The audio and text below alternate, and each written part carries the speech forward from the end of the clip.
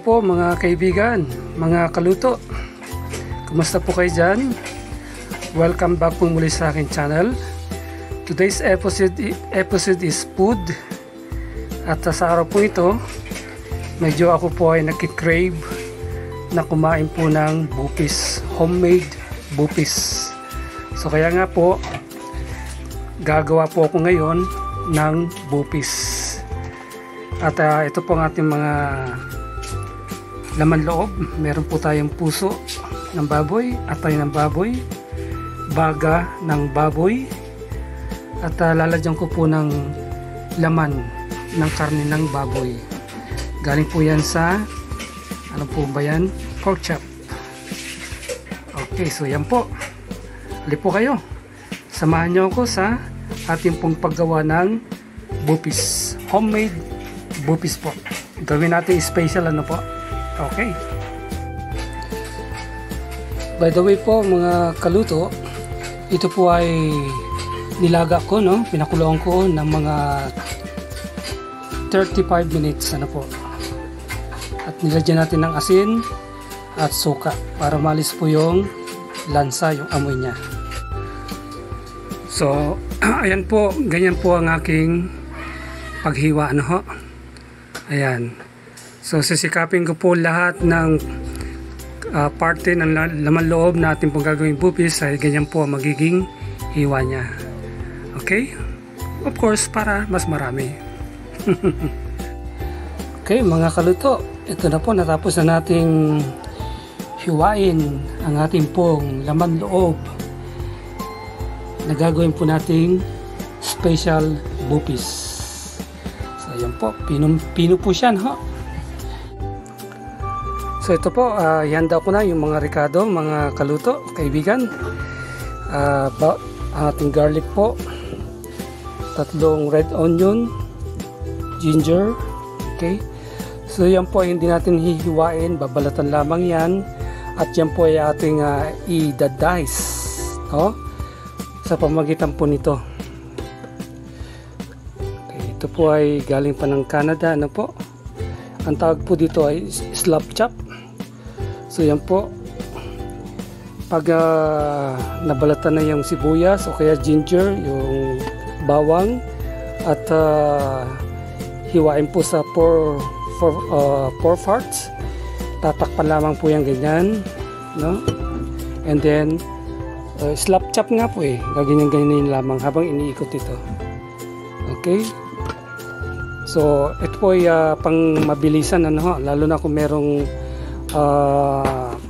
pong okasyon at talaga pong hinahabol ang oras, tamang-tama po ito. So yan po, slap chop. Kita nyo po yan, no?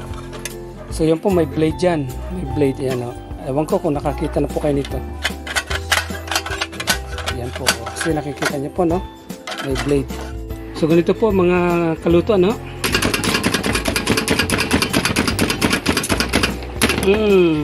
That's it. So pansinin niyo po. Okay? Di ba? So very simple ano po. Napakaganda, no? High tech. Okay. Next, sibuyas and then bawang. So ito na yung ating mga ricado, no po? Ingredients gamit ng slap chop.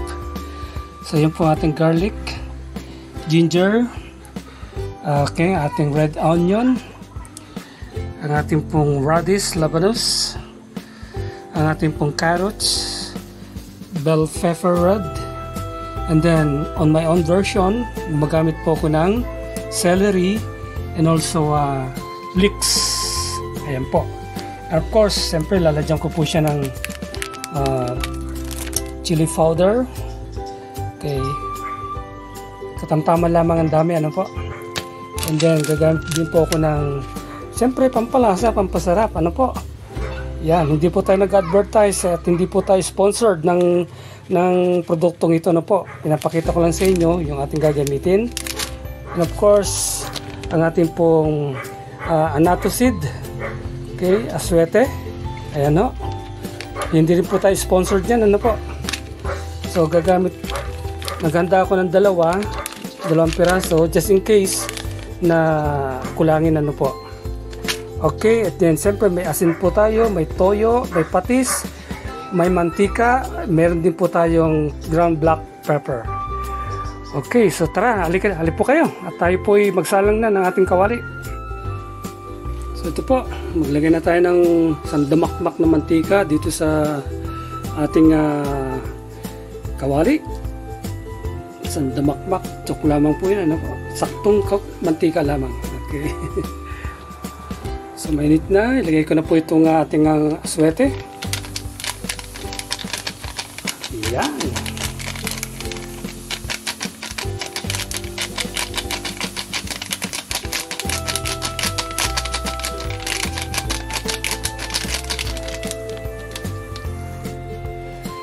Sunod natin ating bawang, ano.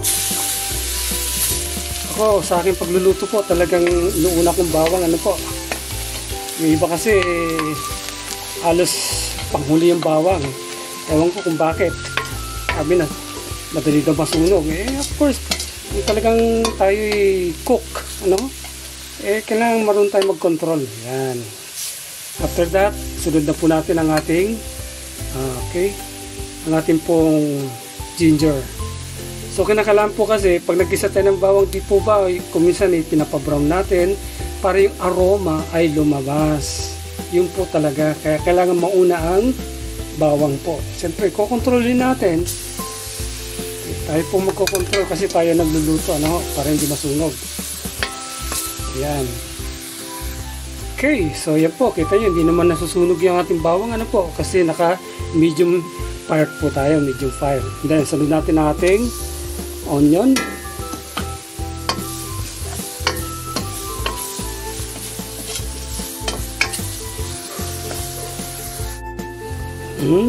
Mabango na po. Now, sunod na po natin itong ating pong laman loob.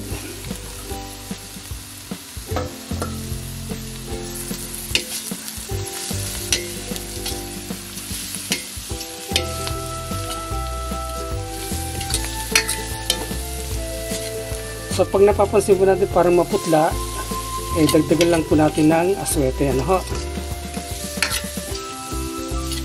Kasi ang bupis po kasi ay kinakailangan po may kulay po siya. Yan, ganyan, kulay yellow, ano po. Yan ang bupis. Pag maputla, parang hindi po appealing, ano.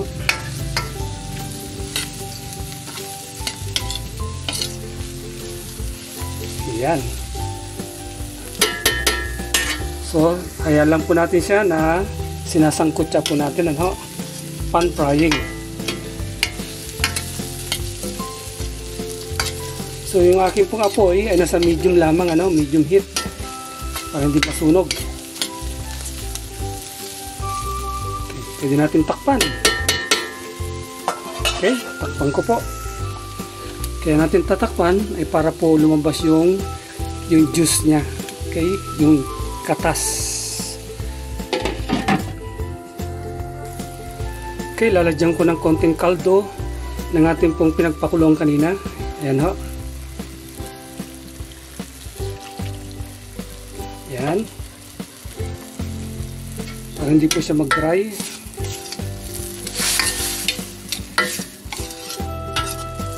And then isi-simmer po natin siya ng mga 3 minutes. 3 to 5 minutes, ano po. Okay, budburan ko pa ng konting anatosit, aswete, kasi medyo maputla siya. Hindi po ako satisfied sa kulay niya.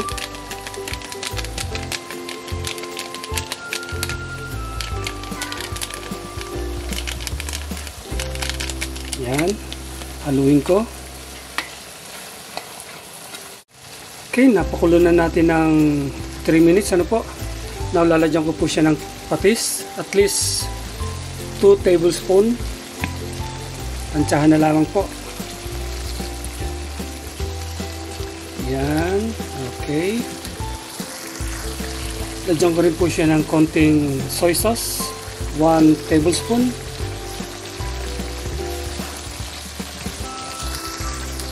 ilagay ko na po itong ating magic sarap.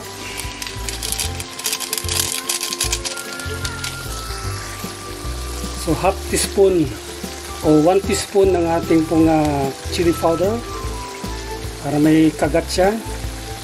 Pampagana. 1 teaspoon. Yan, okay na. Of course, ang ating pong ground black pepper. Half teaspoon naman ito. Tansyahan. Okay. Now, haluin po natin.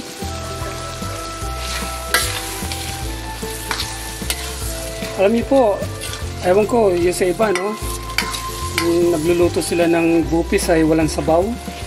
Pero ako, mas gusto ko po na merong konting sabaw. Bakit? Kasi po, siyempre kakain tayo, may kasamang kanin. Eh, yung sabaw, panlabay. Ano po? Diba? Panlabay po sa kanin yung sabaw. Okay. Ayan na.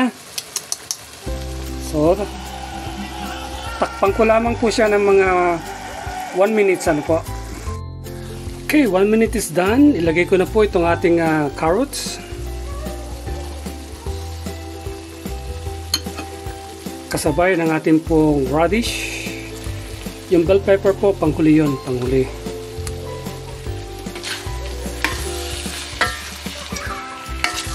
Wow! Grabe! Takam-takam. Sakay ko na po itong ating celery. Yung ating pong leeks ay pang garnish po natin yon. Panghuli din yun. Ito po kasing celery, nakakatulong din to para sa aroma niya, no? Pampabango. Well, nasa sa inyo po yan kung ayaw nyo maglagay niyan. Pero kung sa nakikita nyo sa aking ginagawa, gusto nyo pong gayahin, then salamat po. Salamat mga kaibigan, mga kaluto. At sa akin pong madalas na pagluluto ang ganito, talaga pong mabango siya at malasa talaga. Alright. Okay. Okay, this time po ay lalagyan ko na siya ng suka. Ang gamit ko pong suka na vinegar ay tubo. Okay, sukang tubo po ito. Talagang pure tubo. Okay.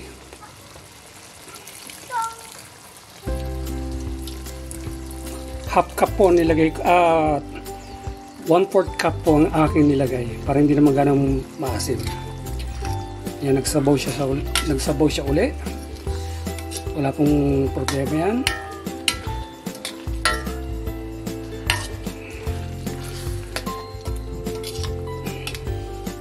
So pakukulang ko po siya ng mga 30 seconds. Okay, lagay ko na po itong ating laurel. Medyo nahuli siya ng konti, ano? And then ilagay ko na dito bell pepper. Haluin natin.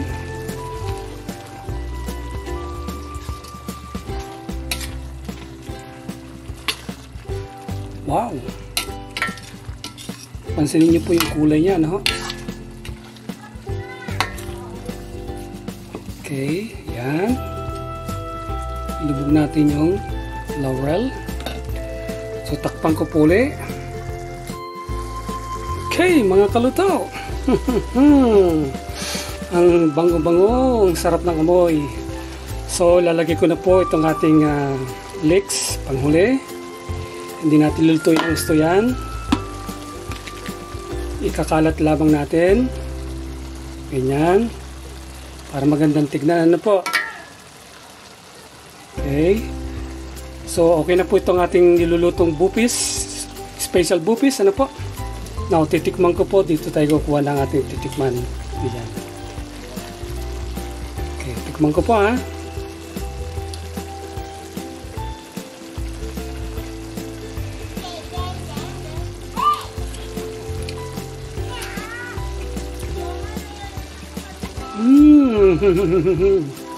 Grabe.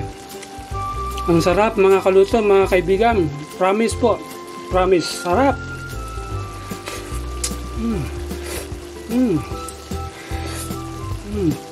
Sarap. Mapapa-unli-rice po ako nito mamaya. So mga kaibigan, mga kaluto, ang ating pong ratings ay ito. Okay? Approve. Approve po siya. Ang sarap ng lasa. Sarap po ng lasa mga kaibigan. So anong pwedeng gawin dito? Ulam. And then pulutan sa mga umiinom. Okay, so mga kaibigan, ito na po ang ating special bupis, ating homemade special bupis. Ano po? Ayan po. So napakasarap. Sakto ang kanyang asim at yung kanyang mga aromatics, yung mga flavoring niya, pampalasa, ay napakasarap po. Hindi ka mauumay. Walang lansa, wala pong amoy. Ano po? Mabango. Alright. So mga kaibigan, mga kaluto, maraming salamat po sa pagsama nyo sa akin.